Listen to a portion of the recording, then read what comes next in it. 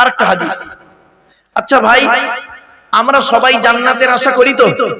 আরে ভাই বলুন না একটু। আপনি জান্নাতের আশা করেন, আমিও জান্নাতের আশা করি। জান্নাত কার আশা করে? হয়ে গেছে, ব্যাস। আপনি জান্নাতের আশা করেন, জান্নাত কি আপনার আশা করে?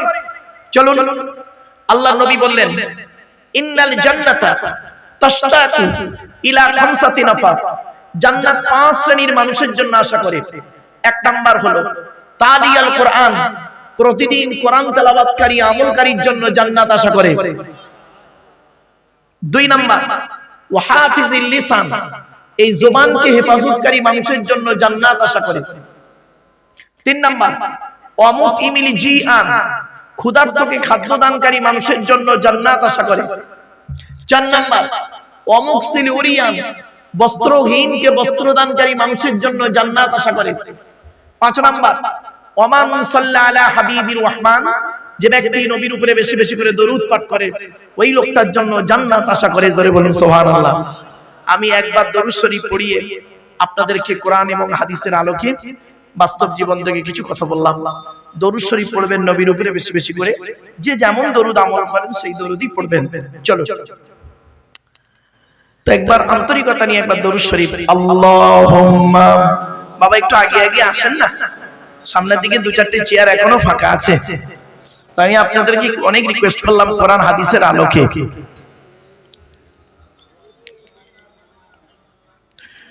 وعلى آل سيدنا مولانا محمد اللهم آمين ربنا ظلمنا أنفسنا وإن لم تغفر لنا وترحمنا لنكونن من الخاسرين ربي زدنا علما ربي ارحمهما كما ربياني صغيرا رب العالمين। সন্ধ্যা থেকে নিয়ে এখন পর্যন্ত বহু আলেম উলামা, জ্ঞানী গুণী বুদ্ধিজীবীরা বিভিন্ন দিক দিয়ে আলোচনা করেছেন। আমি অধম গুনাহগার, তেমন তো কিছুই জানি না মাবুদ। আলোচনার শুরুতে কিছু কথা বলেছি, আমার নিজস্ব বলার কোনো ক্ষমতাই নেই। সুবহানাকা লা ইলমা লানা ইল্লা মা আল্লামতানা ইন্নাকা আনতাল আলিমুল হাকীম। রব্বুল আলামিন যা কিছু বলাবেন, শোনাবেন, পড়াবেন, আল্লাহ আমাদের আমল করার তৌফিক দান করুন। খাস করে মাবুদ, দূর দূরান্ত থেকে যে সমস্ত বাবাজিরা, যুবক ভাইরা, স্নেহের কচি কচি বাচ্চারা, মা বোনেরা রাতের আরামকে হারাম করে দিয়ে, মূল্যবান সময়কে ব্যর্থ দিয়ে, আরামের বিছানাকে ত্যাগ করে দিয়ে পবিত্র কোরআনুল কারীমের মাহফিল, হাদিসের মাহফিল, ইজমা কিয়াসের মাহফিলে এসেছেন, আসছেন এবং আসবেন। কিয়ামতের দিন, মুসিবতের সময় এই মাহফিলকে আমাদের সকলের নাজাতের ওসিলা বানায় দেবেন রব্বুল আলামিন। আজকের এই সালে সওয়াবের মাহফিল, সওয়াবের সারির মজলিস, দোয়ার মাহফিল, আত্মীয় স্বজনদের, বাম্মা, ভাই বোন, দাদা দাদি, নানা নানি, চাচা চাচি, খালা খালু, ফুফা ফুফু, মামা মামি, শ্বশুর শাশুড়ি, ছেলে মেয়ে, স্বামী স্ত্রী যারা কবরস্থ হয়ে আছে, তাদের ইসালে সওয়াবের মাহফিলকে আল্লাহ আপনি কবুল করে নিন রব্বুল আলামিন। আল্লাহর ওলির স্মরণে আজ ইসালে সওয়াব, আল্লাহ কোরআন হাদিস ইজমা কিয়াস থেকে সঠিক কথাগুলো আমার মুখ থেকে বলিয়ে নেবেন, বক্তা শ্রোতাকে আমল করার তৌফিক দেবেন। رب اشرح لي صدري ويسر لي امري واحلل عقدة من لساني يفقهوا قولي اللهم انا نسالك علما نافعا وعملا متقبلا ورزقا حسنا وحلالا طيبا رب العالمين। এই জলসার সভাপতি, সেক্রেটারি, ক্যাশিয়ার, কমিটি বৃন্দ, হালাল মাল থেকে তাবারুক আল্লাহ আপনি কবুল করে নিন আল্লাহ। সাল্লাল্লাহু তাআলা আলা খায়রি খালকিহি মুহাম্মাদিন ওয়া আলিহি ওয়া আসহাবিহি আজমাইন ওয়াজআল আখির কালামিনা ইনদাল মাউত লা ইলাহা ইল্লাল্লাহ মুহাম্মাদুর রাসূলুল্লাহ সাল্লাল্লাহু আলাইহি সাল্লাম বিরহমাতিকা ইয়া আরহামার রাহিমিন। Sadr Jalsa, in the name of Allah, the most merciful, most beneficent, peace be to Allah, Lord of the world, স্বনামধন্য, সুনির্বাচিত, মহামান্য আজকের মাহফিলের সভাপতি সাহেব, আমন্ত্রিত উলামা হযরত, দিন দরদি, ইসলাম দরদি, মুমিন, মুত্তাকি, মুসলমান, সাদিক, নেককার আল্লাহওয়ালা বাবাজিরা, আমার যুবক ভাইরা, স্নেহের কচি কচি বাচ্চারা, পর্দার অন্তরালে পর্দানসীনা ধার্মিকা, স্নেহময়ী, মমতাময়ী আমার মা ও বোনেরা, তার সাথে জানাই আমার আওয়াজ শ্রবণকারী মুসলিম অমুসলিম সমস্ত জাতির মানুষেরা মহান আল্লাহ পাকের দরবারে শুকরিয়া আদায় করি যে রব্বুল আলামিন আমাকে আপনাকে বসিয়েছেন সেই মাগরিবের নামাজের পর থেকে নিয়ে কিছুক্ষণ কোরআন হাদিস ইজমা কিয়াসের কিছু কথা শোনার বোঝার বলার আমল করার উদ্দেশ্য নিয়ে যিনি আমাদেরকে এই জায়গায় বসিয়েছেন সেই পরওয়ারদিগার বিনিয়াজের দরবারে প্রাণ খুলে ভক্তি ভরে উচ্চ আওয়াজে একবার শুকরিয়া জ্ঞাপন করি, বলুন আলহামদুলিল্লাহ। একটু আমার সাথে সাথে দয়া করে বলবেন সুবহানাল্লাহি ওয়া বিহামদিহি সুবহানাল্লাহিল আযীম। এটি হলো বুখারী শরীফের শেষ হাদিস। আর বুখারী শরীফের প্রথম হাদিস হলো ইন্নামাল আ'মালু বিন্নিয়াত। এর বাংলা অর্থ হচ্ছে প্রত্যেকটা কাজ তার নিয়তের উপরে নির্ভর করে। তাই এতগুলো জ্ঞানী গুণী বুদ্ধিজীবী মানুষ আপনারা এসেছেন, আপনাদের অন্তরে একটা নিয়ত বা উদ্দেশ্য আছে। আমি অধম আব্দুল্লাহ গিল মারুফ তেমন ইলম নেই, তেমন জ্ঞান নেই, আল্লাহ পাক আমাকে এখানে আনিয়েছেন, আমারও অন্তরে একটা নিয়ত বা উদ্দেশ্য আছে। আমার নিয়তটা আপনারা কেউ জানেন না, আপনাদের নিয়তটা আমিও জানি না। সুতরাং উভয়ের নিয়ত যিনি জানেন তিনি কে? আল্লাহ। ইন্নাল্লাহা আলিমুম বিদাতিস সুদূর। নিশ্চয়ই আল্লাহ রাব্বুল আলামিন বান্দার অন্তরের খবর সবই রাখেন। তাই আজকের এখানে যা কিছু আলোচনা হবে আপনাদের মাঝে আমার মাঝে, আজকের আলোচনার সাক্ষী থাকবে কে? আল্লাহ। আল্লাহু শাহীদুন বাইনি ওয়া বাইনাকুম। আপনাদের মাঝে আমার মাঝে আজকের আলোচনার সাক্ষী রাখলাম সৃষ্টিকর্তা আল্লাহ পাককে। এবারে আসছি আলোচনার বিষয়বস্তু সম্পর্কে। কিসের উপর আলোচনা করব? যেখানে আলোচনা করতে যাই, চাইছরা কোন কলেজের লেকচার হোক বা কোন হাই স্কুলের নবী দিবস হোক বা হিন্দু মুসলিম কোন কনফারেন্স হোক বা এমনি কোন আম জলসা হোক, আমি আমার ইন্ট্রোডাকশনে, ইংরেজিতে বলে ইন্ট্রোডাকশন, বাংলায় বলে ভূমিকা, আরবিতে বলে মুকদ্দমা, আমি আমার ভূমিকাতে প্রাথমিক কিছু কথাবার্তা বলি, তারপরে মূল বক্তব্য শুরু করি। নাম্বার 1 হলো আজকের আমার এই বক্তব্য শুনতে আসার জন্য হিন্দু, মুসলিম, জৈন, ব্রাহ্মণ, খ্রিস্টান, কুলি, সাঁওতাল, বাগদি, দুলে, জাতি, ধর্ম, বর্ণ নির্বিশেষে সকলকে আমি আহ্বান করলাম। এটি আমার কথা নয়, এটি কোরআনের কথা। পবিত্র কোরআন 13 নম্বর পারা 14 নম্বর পৃষ্ঠা, সূরার নাম সূরা ইব্রাহিম, আয়াত নম্বর 1, আল কোরআন। কিতাবুন আনজালনাহু ইলাইকা লিতুখরিজান নাসা মিনাজ যুলুমাতি ইলান নূর। আল্লাহ পাক বলেন, নবী, ইহা এমন এক কিতাব তোমার উপর অবতীর্ণ করেছি, ওই কোরআনের দ্বারাই যে সমস্ত মানুষরা অন্ধকারের মধ্যে পড়ে আছে, নোংরার মধ্যে পড়ে আছে, ওদেরকে টেনে টেনে বের করে আলোর দিকে নিয়ে এসো। সেজন্য আমরা বলি কোরআন মানুষকে দেয় আলো। একটু জোরে বলা যাবে সুবহানাল্লাহ? কোরআন কোনদিন টেররিস্ট বা সন্ত্রাসবাদের শিক্ষা কোরআন কোনদিন দেয় না। কোরআন কিসের শিক্ষা দেয় তার উপর আলোচনা করব ইনশাআল্লাহ। 2 নাম্বার, প্রত্যেক জিনিসের একটা ভদ্রতা আছে, শিষ্টাচার আছে, আদব আছে। এই মাজলিসের একটা আদব আছে। এই আদবটা আমি আগেই বলেছিলাম, একটু আগে এসে গায়ে গায়ে বসতে, এটা মাজলিসের একটা আদব, ভদ্রতা। চলো এবারে আসছি 3 নাম্বার। ছোট্ট একটা কথা আপনাদেরকে অনুরোধ করছি, আপনারা যখনই জলসা দেবেন দয়া করে আপনাদেরকে অনুরোধ করছি, অর্ডার করছি না বাবা, খারাপ ভাববেন না, অনুরোধ করছি 3টে জিনিসকে ঠিক রাখবেন। কটা? 3টা জিনিস জলসা যখন দেবেন 3টে জিনিসকে ঠিক রাখবেন। 1 নাম্বার বক্তা, 2 নাম্বার কমিটি, 3 নাম্বার শ্রোতা। বক্তার কি দেখবেন? বক্তা দয়া করে 2টো জিনিস দেখবেন। 1 নাম্বার দেখবেন বক্তাটি সত্যিকারের আলেম কিনা, সত্যিকারের আলেম, এডুকেটেড পারসন কিনা, শিক্ষিত মানুষ কিনা, 1 নাম্বার। 2 নাম্বার কি দেখবেন? বক্তাটি আমল আছে কিনা, বক্তাটি নিজে 5 ওয়াক্ত নামাজ পড়ে কিনা, রমজান মাসে রোজা রাখে কিনা, স্ত্রীর হক আদায় করে কিনা, পিতামাতার সেবা যত্ন করে কিনা, ভাই বোনের সঙ্গে সুসম্পর্ক রাখে কিনা, প্রতিবেশীর সঙ্গে ভালো আচরণ করে কিনা, বক্তাটির চরিত্রটা ঠিক আছে কিনা। আমি বলিনি কিন্তু, মুহাম্মদ সাল্লাল্লাহু আলাইহি ওয়াসাল্লাম বলছেন সুন্দরভাবে, দেখুন নবীজি বললেন, কুন আলিমান, হাক্কানি আলেম হও, জ্ঞানী হও।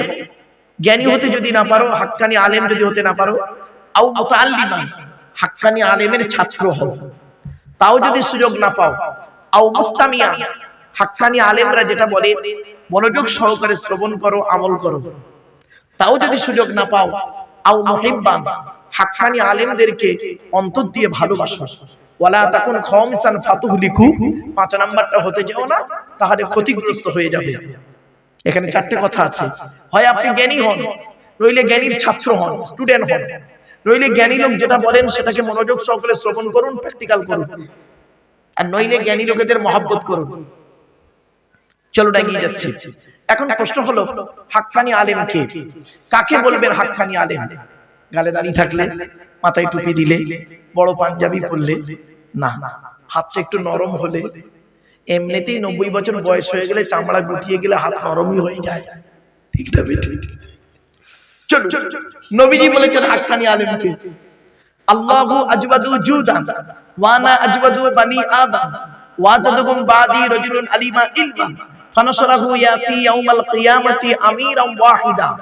আল্লাহর নবী বললেন, আল্লাহ বলেন সবথেকে বড় দাতা, আল্লাহর পরে বড় দাতা হলাম আমি মুহাম্মদ সাল্লাল্লাহু আলাইহি সাল্লাম। আমার পরে এই পৃথিবীর সবথেকে বড় দানশীল ব্যক্তি কে জানো? ওই আলেম যে ইলম অর্জন করেছেন, অর্থাৎ জ্ঞান অর্জন করেছেন, জ্ঞান মোতাবেক নিজে চলেছেন, সমাজের মানুষকে বলেছেন, তার জ্ঞান থেকে মানুষ উপকৃত হতে পেরেছে। ওই শ্রেণীর জ্ঞানী লোকেদেরকে কিয়ামতের মাঠে আল্লাহ এক একটা দলের আমির নেতা করে তুলবে। কি ভাবছেন? এজন্য অনুরোধ করে আপনাদের বলে যাচ্ছি, আর অনেক কথা আপনাদের কাছে তুলে ধরবে ইনশাআল্লাহ, একটু ধৈর্যের পরিচয় দিন। 2 নাম্বার হলো কমিটি। কেউ রেগে যাবেন না বাবা, জলসা কমিটি আর মসজিদ কমিটি দুটো আলাদা। জলসা কমিটি হতে গেলে, অনুরোধ করছি আপনাদেরকে, খারাপ সেন্স নেবেন না, জলসা কমিটি হতে গেলে কমসে কম 3টে গুণ থাকা দরকার। কটা? 3টা গুণ। শুধু এই 3টে গুণ জলসা কমিটি থাকবে না, বক্তা, শ্রোতা, কমিটি সকলে থাকতে হবে। 3টে গুণ। কি কি? কমসে কম 3টে। কি কি? 1 নাম্বার, সৎ হতে হবে। কি বললাম? সৎ। আচ্ছা, সৎ কোন লোকটাকে বলে বলুন তো দেখি? আমাদের কনসেপ্টটা কি জানেন? যে লোকটার গালে দাড়ি, মাথায় টুপি, ওমরা হজ করেছে, মাঝে মাঝে তাহাজ্জুদের নামাজ পড়ে, ওই লোকটাই সৎ। কিন্তু না, মুহাম্মদ সাল্লাল্লাহু আলাইহি ওয়াসাল্লাম একদিন বললেন, তোমরা আমাকে দুটো জিনিসের গ্যারান্টি দেবে, দুটো জিনিসের গ্যারান্টি দাও। তখন একজন ব্যক্তি বললেন, হে নবী, আমরা যদি আপনাকে দুটো জিনিসের গ্যারান্টি দিই, বিনিময়ে কিছু আমরা পাবো? নবীজি বললেন, আমি তোমাদের জান্নাতের গ্যারান্টি দিয়ে দেবো। তখন একজন সাহাবী বললেন, বলুন, জীবনে তো অনেক কিছুর গ্যারান্টি দিয়েছি, বলুন দুটো জিনিস কি? 1 নাম্বার, নবী বললেন, 2 ঠোঁটের মাঝখানে। এই জিভের গ্যারান্টি দাও। হারাম খাবার খাওয়া থেকে জিভটাকে ঠিক করো, বাজে ভাষা বলা থেকে জিভটাকে ঠিক করো, পরনিন্দা পরচর্চা করা থেকে জিভটাকে ঠিক করো। 1 নাম্বার। সাহাবীরা পুরো চুপ। 2 নাম্বারটা কি? 2 রানের বীজখানে, 2 রানের বীজখানে লজ্জাস্থানের গ্যারান্টি দাও।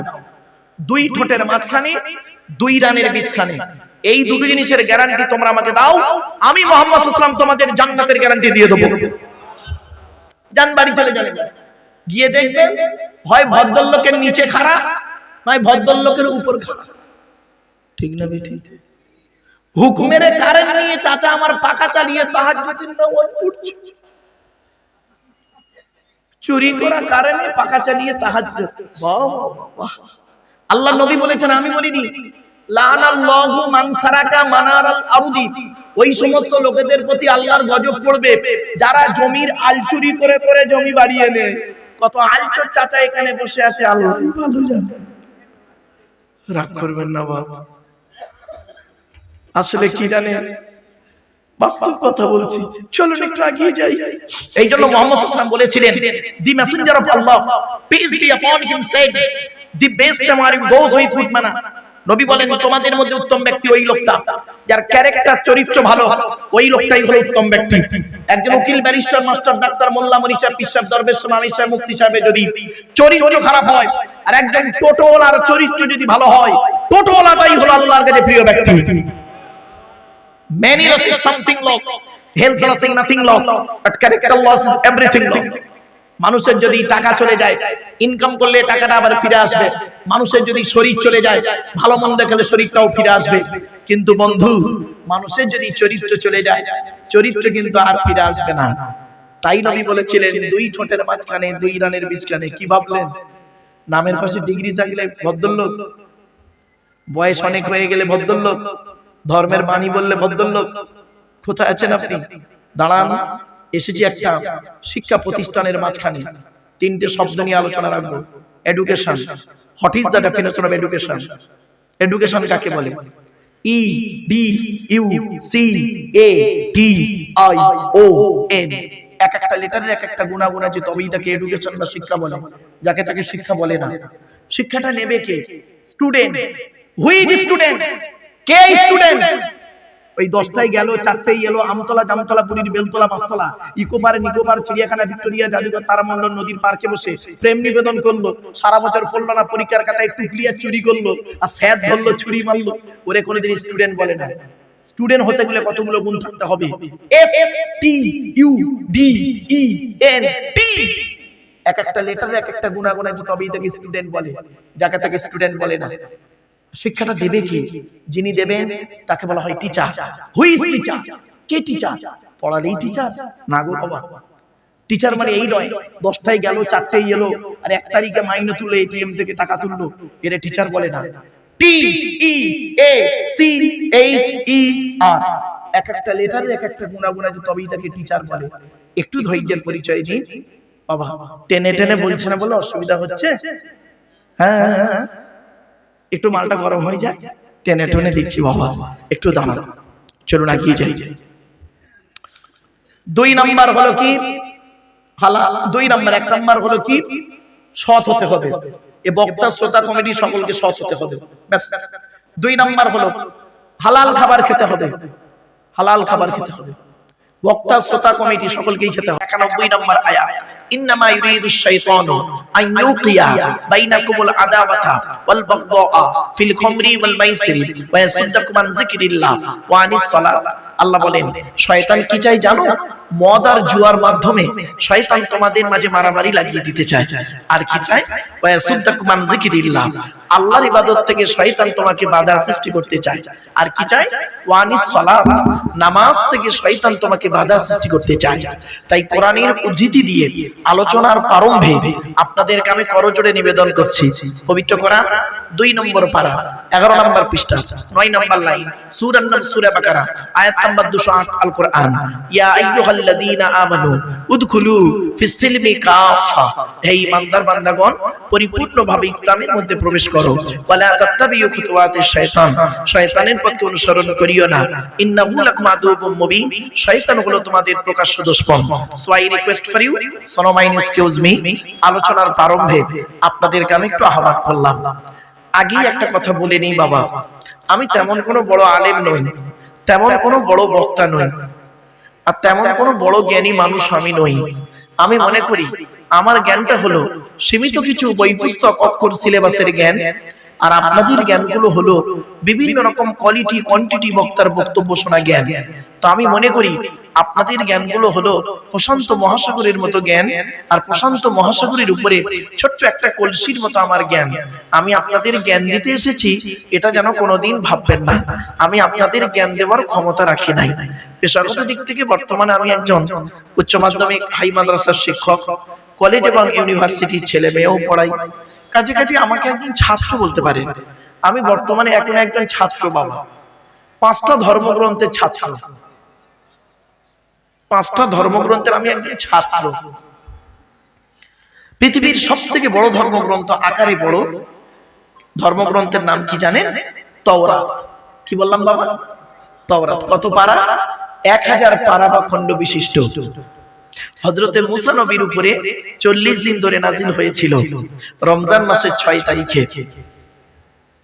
কোন ভাষায়? হিব্রু ভাষায়। সে তাওরাতের আমি একজন ছাত্র বাবা। তারপরে সৃষ্টিকর্তা যে কিতাবটা পাঠিয়েছিলেন, কিতাবটির নাম হলো জবুর বলে একটা কিতাব। দাউদ বলে নবীটির নাম। দাউদ নবীর উপরে জবুর কিতাব। জবুর কিতাব কত পারা বা খণ্ড? 150 পারা বা খণ্ড বিশিষ্ট।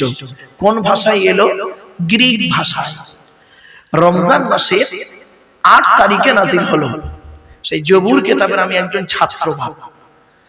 তারপরে যে কিতাবটি সৃষ্টিকর্তা পাঠিয়েছিলেন, কিতাবটির নাম হলো ইনজিল, যাকে পরবর্তীতে বাইবেল বলা হলো, ওল্ড টেস্টামেন্ট, নিউ টেস্টামেন্ট। তো ইনজিল কিতাব ঈসা নবীর উপরে এলো। কোন ভাষায়? সুরিয়ানি ভাষায়। কত পারা? 27 পারা বা খণ্ড বিশিষ্ট। রমজান মাসের 18 তারিখে। 4 নম্বর কিতাবটির নাম হলো সর্বশেষ কিতাব। কিতাবটির নাম হলো, আমার হাতেই রয়েছে দেখতে পাচ্ছেন, এই দি হলি কোরআন। কোরআন হযরত মুহাম্মদ সাল্লাল্লাহু আলাইহি ওয়াসাল্লামের উপরে 30 পারা বা খণ্ড বিশিষ্ট। রমজান মাসের লাইলাতুল কদরের রাতে 1 ফেব্রুয়ারি সোমবার 610 সাল। কত বললাম বাবা? 610 সাল 1 ফেব্রুয়ারি সোমবার এই কোরআন অবতীর্ণ হলো হেরা নামক গুহাতে। কোরআনের 30টা পারা, 30 পারা বিশিষ্ট আরবি ভাষায় এই কোরআন অবতীর্ণ হলো 22 বছর 9 মাস 14 দিন, কম বেশি 23 বছর ধরে এই কোরআন অবতীর্ণ হলো। কোন ঘটনাকে কেন্দ্র করে, কোন ব্যক্তিকে কেন্দ্র করে, কোন বস্তুকে কেন্দ্র করে, কোন জায়গাকে কেন্দ্র করে। এই কোরআনে আমি একজন ছাত্র বাবা। আরেকটা ধর্মগ্রন্থ আছে, যারা অমুসলিম ভাইয়েরা আমার বক্তব্য শুনতে এসেছেন, সনাতন ধর্মের ভাইয়েরা, শ্রীমতী ভগবত গীতারও আমি একজন ছাত্র। পৃথিবীতে মোট সৃষ্টিকর্তা কিতাব পাঠিয়েছেন 104টা। কটা কটা কটা?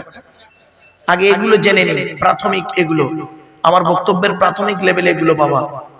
104টা কিতাব পৃথিবীতে এসেছে।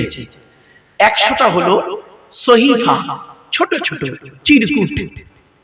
কার উপরে কটা এলো শুনে নিন। আদম নবীর উপরে এসেছে 10টা, ইব্রাহিম নবীর উপরে এসেছে 10টা। কত হলো বাবা? 20টা। শীষ নবীর উপরে এসেছে 30টা। কত হলো? 50টা। ইদ্রিস নবীর উপরে এসেছে 50টা। 100। আর 4টে হলো, একটা হলো মুসা নবীর উপরে একটা, দাউদ নবীর উপরে একটা, ঈসা নবীর উপরে একটা, আর আপনার মুহাম্মদ সাল্লাল্লাহু আলাইহি ওয়াসাল্লামের উপরে একটা। এই মোট 104টা কিতাব। পৃথিবীতে নবী এসেছেন কটা? 1,24,000। রাসূল এসেছেন কটা? 313 অথবা 315 জন। আজকে আমাদের আলোচনা হবে শেষ কিতাব, শেষ নবী, তাই তো নাকি বাবা? বলুন না, আমার সাথে কথা বলুন। শেষ কিতাবটা হলো আমার হাতেই রয়েছে, দি হলি কোরআন। আর শেষ নবীর নাম হলো মুহাম্মদ সাল্লাল্লাহু আলাইহি ওয়াসাল্লাম। আজকে আমাদের আলোচনার বিষয়বস্তু হবে শেষ কিতাব আর শেষ নবী। তার আগে আরেকটি কথা বলে নি, বেশ কিছু কথা। আজকে আমি আলোচনা রাখবো 4টে শব্দকে ইন্ডিকেট করব। কটা শব্দ বা? 4টে শব্দ। কি কি শুনে নিন। 1 নাম্বার প্রিয়জন, প্রয়োজন। কি বললাম?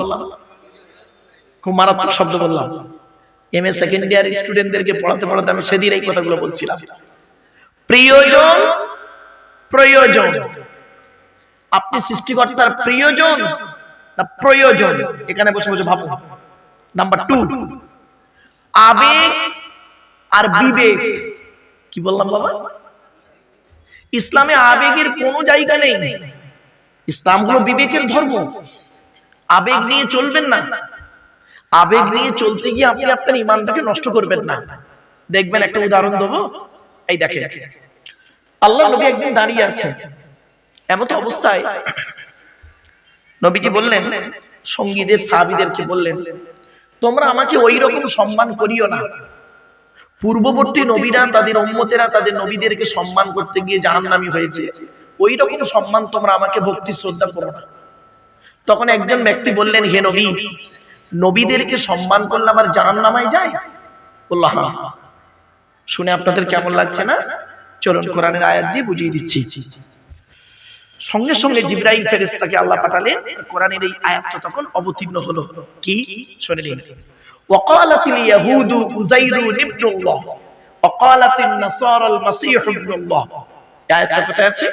10 নম্বর পারা, 10 নম্বর পৃষ্ঠার 11 নম্বর লাইন, সূরার নাম সূরা তাওবা 30 নম্বর আয়াত। আল্লাহ বললেন কি? ইহুদিদের হেদায়েতের জন্য একটা নবী পাঠিয়েছিলেন। নবীটির নাম হলো হযরতে উযাইর আলাইহিস সালাতু ওয়াস সালাম। উযাইর নবীকে ইহুদিরা ভক্তি করতে করতে করতে করতে করতে আবেগে বলে ফেলল, এই উযাইর নবী নয়। কি? উযাইর আল্লাহর বেটা। নাউজুবিল্লাহ বলুন। এখন আল্লাহর পরিচয়টা কি? আল্লাহর পরিচয় হলো 4টি। আল্লাহ নিজেই বলছেন কুল, নবী তুমি বলো, হুয়াল্লাহু আহাদ, সে আল্লাহ হলেন একক। 2 নাম্বার আল্লাহুস সামাদ, আল্লাহ হলেন অমুখপেক্ষী, আল্লাহ কারোর মুখপেক্ষী নন, সারা পৃথিবী তার মুখপেক্ষী।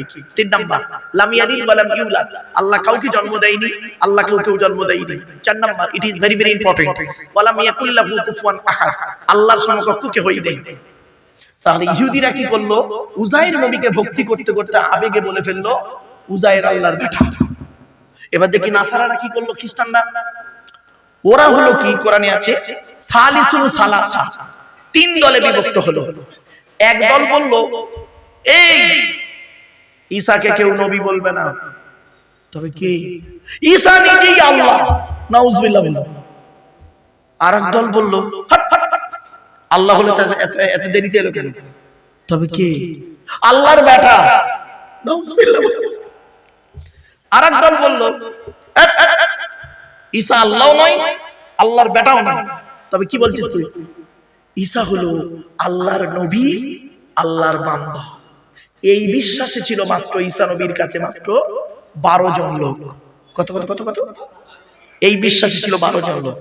মাথায় রাখবেন এই কথাগুলো, কেন আগে বলে নিচ্ছি, প্রাথমিক কথা তো বাবা, এই কথাগুলো আমি যখন আলোচনা করবো একটু স্পিডে কথা বলি, আপনারা জানেন হয়তো আমি একটু স্পিডে কথা বলে ফেলি, আপনারা একটু মানিয়ে নেবেন। প্রাথমিক অবস্থাটা একটু না বললে না আপনারা বুঝতে পারবেন না কি হয়তো কি হয়ে যাচ্ছে, বুঝতে পারবেন না। ওয়াজটা কি জানেন, শুনে বুঝে প্র্যাকটিক্যাল করার নাম হলো ওয়াজ, শুনে বুঝে আমল করার নাম হলো ওয়াজ। এখন কিন্তু ওয়াজটা কি হয়েছে জানেন, বেশিরভাগ জায়গাতে দেখছি 1994 সাল থেকে তো টুকটাক আলোচনা রাখছি বাবা, তো এখন বেশ কিছু জায়গায় দেখছি ওয়াজের অ্যাটেনশন দুটো জিনিসের উপরে, জানেন, দুটো জিনিস কি, দূর আর সুর। ঠিক না বেটি, আমার কথা বুঝতে পারছেন আপনারা? আচ্ছা আমার কথা আপনারা বুঝতে পারছেন? আরে ভাই বলুন না, একটু কথা বলুন না। দূর আর সুর, যত দূরের বক্তা হবে তত অ্যাটেনশন বেশি হবে। এখানে লোক জায়গা দেওয়া যেত না, প্রচুর লোক হয়ে যেত। যদি আপনারা যে কোনো একটা লোকের নাম লিখে দিলেন আনাড়ির মতো, যে কোনো একটা লোকের নাম এখানে লিখে দিতেন, আর লোকটার নামের পাশে লিখে দিতেন আফ্রিকা, ঠিক কি বলুন বলুন, আফ্রিকা, দেখতেন ওকে দেখার জন্য পুরো ভর্তি হয়ে যেত। ওই দূর দেখা যাবে লোকটি কিন্তু অরিজিনালি আলেমই নয়, বক্তাই নয়, আফ্রিকায় ছাগল চড়ায়। আর একটা হলো কি, সুর। আমার বাপেরা দূর আর সুরের দিকে না তাকিয়ে আওয়াজের দিকে ফলো না করে ওয়াজের দিকে ফলো করুন প্লিজ, অ্যাটেনশন। আমি আপনাদেরকে রিকোয়েস্ট করছি, চলুন এগিয়ে যাচ্ছি। দেখলেন তাহলে ইহুদিরা কি করলো আর নাসারারা কি করলো, আবেগ। এজন্য বক্তব্য শুরুতেই বলে নিলাম কি, আবেগ আর বিবেক। কি বললাম, আবেগ আর বিবেক। তাহলে প্রথম নম্বর শব্দটা কি বললাম, প্রথমে শব্দটা কি বললাম ভুলে গেছেন, প্রিয়জন, প্রয়োজন। আর দ্বিতীয় নম্বর শব্দটা কি বললাম, আবেগ আর বিবেক। বাবা আমার এই বক্তব্য বুঝতে গেলাম তো বেশ কিছু হাই স্কুল কলেজগুলোতে বক্তব্য রাখি, তো এই বক্তব্যগুলো বুঝতে গেলে একটু ব্রেন লাগবে, ধৈর্য লাগবে, সময় দিতে হবে। বাবা জ্ঞানী যারা বোঝে তারা শুধু ইশারায় বক্তব্যটা কোথায় থেকে নিয়ে আসছি একটু ধৈর্যের পরিচয় দিন। জ্ঞানী গুণী বুদ্ধিজীবীরা বুঝতে পারবেন বক্তব্যটা কোন দিক থেকে উনি নিয়ে আসতে চাইছেন। কারণ বড় গাছটাকে কাটতে গেলে না, কোন বড় গাছ কাটতে গেলে সর্বপ্রথম কি করতে হয় বলুন তো বাবা, ছোট ছোট ডালগুলো কেটে ফেলতে হয়। প্রথম ছোট ছোট ডালগুলো কেটে ফেলতে হয়, তারপরে দড়ি মেপে সুন্দর করে গাছটাকে কেটে ছেয়ে করে ওকে চেলাই করে ভালো করে সুন্দর করে ফার্নিচার করা হয়। ক্লিয়ার? তো আমি বড় গাছ কাটতে বসেছি এখানে, বড় গাছ কাটতে গেলে আমাকে ছোট ছোট ডালগুলোকে আগে কেটে নিতে হবে। চলো, তো এক নাম্বার হলো কি, প্রিয়জন, প্রয়োজন। 2 নম্বর শব্দ কি বললাম, আবেগ আর বিবেক। 3 নম্বর শব্দ ভালোবাসা, ভালো লাগা। কি বললাম, ভালো লাগা, ভালোবাসা। মনে রাখবেন ভালো লাগাটা চিরস্থায়ী নয়, ক্ষণস্থায়ী। ঠিক না বেটি? এখন আমার ভালো লাগছে আপনাকে, ঘন্টাখানেক পরে নাও লাগতে পারে, ভালোবাসাটা কিন্তু ওটা নয়। এই জন্য ভালোবাসা, ভালো লাগা। বাড়ি থেকে ভাববেন। 4 নম্বর শব্দ খুব ইম্পর্টেন্ট, বিশেষ করে স্টুডেন্টদেরকে আমি বলবো, এটা ইরাইগঞ্জ হাই মাদ্রাসার এখানে মিশন। ইরাইগঞ্জ হাই মাদ্রাসা আমার এক কলিগ এখানে এসেছেন নতুন, হিন্দু স্যার অভিজিৎ স্যার, অভিজিৎ দাস আমারই কলিগ, আমার স্কুল থেকে উনি এখানে এসেছেন। তো যাই হোক বাপেরা, 4 নম্বর শব্দটা it is very very important. কি? ইতিহাস পরিহাস। কি বললাম? পরিহাস মানে কি? ঠাট্টা করা, ঠাট্টা তুচ্ছ তাচ্ছিল্য করা। আর ইতিহাস মানেই জানেন তো, মনে রাখবেন, আপনি যদি জীবনে উন্নতি করতে পারেন, আপনি যদি আপনার জীবনে উন্নতি করতে পারেন, চাইছে শিক্ষা দীক্ষা, ব্যবসা বাণিজ্য, অর্থনৈতিক দিক, সামাজিক দিক, ধর্মীয় দিক, যদি জীবনে উন্নতি করতে পারেন, তাহলে আপনার গায়ের ছেঁড়া জামাটা হবে জনগণের ইতিহাস। ঠিক না বেঠিক? আর যদি জীবনে উন্নতি করতে না পারেন, গায়ের সুন্দর পোশাকটা হবে জনগণের পরিহাস। আমি কি বোঝাতে পারছি আপনাদের? হ্যাঁ, ওই জন্য ইতিহাস আর পরিহাস, তার 4টে শব্দের উপরে ভিত্তি করে আজকে আমার আলোচনা। 1 নাম্বার কি বললাম? প্রিয়জন, প্রয়োজন। 2 নাম্বার বলেছিলাম আবেগ আর বিবেক। আবেগে এমন কিছু করবেন না আপনি নিজের জাহান্নামটাকে কিনে নেবেন না বাবা, অনুরোধ করে বলে যাচ্ছি বাবা। 3 নাম্বার হলো ভালোবাসা, ভালো লাগা। 4 নাম্বার হলো ইতিহাস আর পরিহাস। চলো এই 4টে শব্দকে সামনে রেখে একটা একটা করে টু দি পয়েন্টের উপরে আলোচনা করব ইনশাআল্লাহ। وقال الله تعالى في كلام المجيد والفرقان الحميد إن الله وملائكته يصلون على النبي يا أيها الذين آمنوا صلوا عليه وسلموا تسليما। درود شريف اللهم صل على جوري جوري وعلى آل سيدنا مولانا محمد। বাপেরা একবার ওই দরুদটা একটু দয়া করে পড়তে পারবেন যে দরুদটা আমরা নামাজের মধ্যে পড়ি? একটু পড়ুন না। আল্লাহুম্মা সাল্লি আলা মুহাম্মাদিন ওয়া আলা আলি মুহাম্মাদ কামা সাল্লাইতা আলা ইব্রাহিম ওয়া আলা আলি ইব্রাহিম ইন্নাকা হামিদুম মাজিদ। আল্লাহুম্মা বারিক আলা মুহাম্মাদ ওয়া আলা আলি মুহাম্মাদ কামা বারাকতা আলা ইব্রাহিম ওয়া আলা আলি ইব্রাহিম ইন্নাকা হামিদুম মাজিদ। दीन मिला ईमान मिला, पढ़ने के लिए कुरान मिला, जो कुछ देने का था सब कुछ दिलवा दिया कमली वाले ने। कलिमा तैयबा ला इलाहा इल्लल्लाह, ला इलाहा इल्लल्लाह, ला इलाहा इल्लल्लाह मुहम्मदुर रसूलुल्लाह सल्लल्लाहु अलैहि वसल्लम। मुहम्मदुन बशर, এর বাংলা অর্থ কি? মুহাম্মদ সাল্লাল্লাহু আলাইহি ওয়াসাল্লাম হলেন একজন মানুষ। তো মুহাম্মাদুন বাশারুন, মুহাম্মদ সাল্লাল্লাহু আলাইহি ওয়াসাল্লাম হলেন একজন মানুষ। তবে হ্যাঁ, লাইসা কাল বাশারি, আমার আপনার মতো কোয়ালিটি কোয়ান্টিটির মানুষ তিনি ছিলেন না। আমাদের চাল চলন, কথাবার্তা, ওঠা বসা, ভদ্রতা, নম্রতা, চরিত্র, দানশীলতা, বদান্যতা, সহনশীলতা, দৈহিক গঠন, ইবাদত বান্দেগী, আর নবীর চাল চলন, কথাবার্তা, ওঠা বসা, দৈহিক গঠন, ইবাদত বান্দেগী, between far difference, অনেক পার্থক্য। দুটো আপনাদেরকে একটু উদাহরণ দিচ্ছি, দুটো এক্সাম্পল দিচ্ছি। ইসলামে অনেক জিনিস আছে নবীর জন্য হালাল, আমাদের জন্য হারাম। নবীর জন্য কি বললাম বাবা? হালাল, আমাদের জন্য হারাম। চলুন উদাহরণটা দিই। উম্মতের স্ত্রীকে বিবাহ করা নবীর জন্য হালাল, কিন্তু নবীর স্ত্রীকে বিবাহ করা উম্মতের জন্য হারাম। আমি কি বোঝাতে পারলাম? তাহলে বোঝা গেল কি? নবীর জন্য হালাল, উম্মতের জন্য হারাম। আবার দেখো আরেকটি কথা বলছি, ইসলামে আছে একজন পুরুষ সর্বাধিক বিবাহ করতে পারে 4টা। কটা? 4টা। রেফারেন্সটা কোথায় আছে? 4 নম্বর পারা 16 নম্বর পৃষ্ঠার একেবারে 10 নম্বর লাইন, সূরার নাম সূরা নিসা 3 নম্বর আয়াত। সেখানে বলা হয়েছে কি, এতিমদের মধ্য থেকে পছন্দ মতো তোমরা 2, 3 অথবা 4টে বিবাহ করতে পারো। তবে হ্যাঁ, ফাইন খিফতুম আল্লাহ তাআদিলু ফাওয়াহিদাতান, যদি তোমাদের ভয় হয় স্ত্রীদের মাঝে ন্যায় বিচার করতে পারবো না, তাহলে একটি মাত্র বিয়ে করো। মনে রাখবেন, তাহলে ইসলামে একটা বর্ডার দেওয়া হলো। বর্ডারটা কি? সর্বাধিক 4টা বিবাহ করতে পারবেন, তাই তো নাকি? আরে ভাই বলুন, এর কথা বলুন। কিন্তু হযরত মুহাম্মদ সাল্লাল্লাহু আলাইহি ওয়াসাল্লাম তিনি কি করলেন? 4-এর বেশি বিবাহ করলেন। আর তার রেফারেন্সটা কোথায় পাবো? এই কোরআনে 22 নম্বর পারা 3 নম্বর পৃষ্ঠা 10 নম্বর লাইন, সূরার নাম সূরা নিসা, আহজাব আল কোরআন। ইউ ওয়াহাবাত নাফসাহা লিন নবী ইন আরাদা আন নবী আন ইয়াস্তানকিহাহা খালিসাতান লাকা মিন দুনিল মুমিনিন।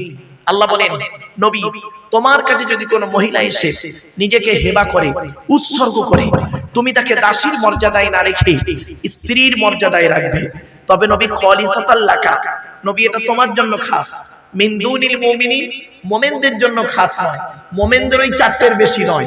তাহলে বোঝা গেল কি? নবীর জন্য আনলিমিট, আমাদের জন্য লিমিট। এজন্য কথাটা একটু ভেঙে দিলাম।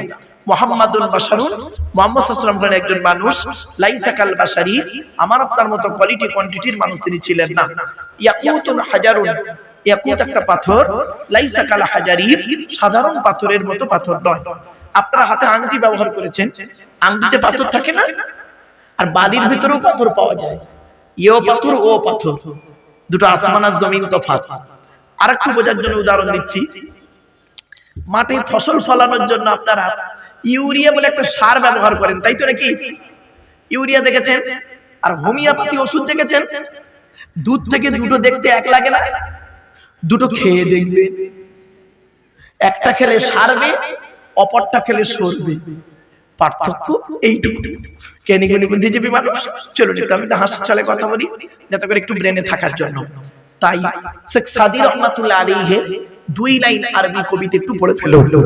বালাগাল উলা বিকামালিহি কাশাফাত দুজা বিজামালিহি হাসুনাত জামিউ খিসালিহি সাল্লু আলাইহি ওয়া আলিহি।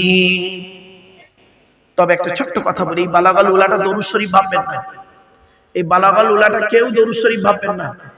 শেখ সাদী রহমাতুল্লাহ আলাইহি আল্লাহ নবীর শানে কবিতা লিখছিলেন, তো উনি 3 লাইন লিখলেন, বালাগাল উলা বিকামালিহি। পরের লাইনটা লিখলেন কাশাফাত দুজা বিজামালিহি। তৃতীয় লাইনটা লিখলেন হাসুনাত জামিউ খিসালিহি। এখন চতুর্থ নাম্বার লাইনটা কি দিয়ে মেলাবেন এটা উনি পাচ্ছিলেন না, তো এই অবস্থায় রেখে দেন। রাতে তাহাজ্জুদ, ওনার জীবনীতে এসেছে, তাহাজ্জুদের নামাজ পড়ে উনি ঘুমিয়ে পড়েছে। ঘুমের মাধ্যমে রাসূল করিম সাল্লাল্লাহু আলাইহি সাল্লামকে স্বপ্নের মাধ্যমে দেখছেন। উনি বলছেন, আমি রাসূলকে জিজ্ঞাসা করলাম, ইয়া রাসূলুল্লাহ, আমি আপনার নামে কবিতা লিখছিলাম, বালাগাল উলা বিকামালিহি কাশাফাত দুজা বিজামালিহি হাসুনাত জামিউ খিসালিহি, কিন্তু চতুর্থ নাম্বার লাইনটা কি মেলাবো এটা পাচ্ছি না। তখন রাসূল ওনাকে বলেছিলেন, সাল্লু আলাইহি ওয়া আলিহি, অর্থাৎ তোমরা নবীর উপরে দরুদ পাঠ করো। কি বুঝতে পারছেন? তাই আমি আপনাদেরকে নবীর উপরে একবার দরুদ শরীফ পড়িয়েছি, সাথে সাথে দুটো হাদিস এবং কোরআনের দলিল বলে দিই। দরুদ কেন পড়লেন, দরুদ পড়বেন কেন? পবিত্র কোরআন 22 নম্বর পারা 5 নম্বর পৃষ্ঠা 6 নম্বর লাইন, সূরার নাম সূরা আহজাব আয়াত নম্বর 56। ইয়া আইয়ুহাল্লাযীনা আমানু, হে ঈমানদার বান্দাগণ, সাল্লু আলাইহি, তোমরা নবী মুহাম্মাদের উপরে দরুদ পেশ করো, ওয়া সাল্লিমু তাসলিমা, এবং নবীর প্রতি আন্তরিকতার সঙ্গে সালাম প্রেরণ করো। তাহলে নবীর উপরে দরুদ পড়তে হবে, এটি কোরআনের দলিল। চলুন হাদিস থেকে কি লাভ কি পাই আমরা। বিশ্বনবী মুহাম্মদ সাল্লাল্লাহু আলাইহি ওয়াসাল্লাম তিনি বলেন, মান সাল্লা আলাইহি ওয়াহিদাতান সাল্লাল্লাহু আলাইহি আশারা, যে ব্যক্তি আমার উপরে একবার দরুদ শরীফ পড়বে, আল্লাহ রাব্বুল আলামিন তার নামায়ে আমুল্লামাই 10টা নেকি লিখে দেবে। আরেকটা হাদিস, মান সাল্লা আলাইহি আশরান ফি আউয়ালিন নাহারি ওয়া আশরান ফি আখিরিন নাহারি নালাতহু শাফাআতি ইয়াউমাল কিয়ামা। আল্লাহর নবী বলেন, যে ব্যক্তি দিনের শুরুতে আমার উপরে 10 বার দরুদ শরীফ পড়বে, দিনের শেষে আমার উপরে 10 বার দরুদ শরীফ পড়বে, ওই ব্যক্তির শাফাআত সুপারিশ কিয়ামতের মাঠে আল্লাহ আমার সঙ্গে তার খুবই নিকটবর্তী আল্লাহ করে দেবেন। আরেকটা হাদিস, আচ্ছা বাবা, একটা আখেরি দোয়া হবে তো? আমার বন্ধুবর্গ, আপনাদের এলাকার যোগ্য আলেম তৈয়ব সাহেব এসছেন, দেখাও হলো।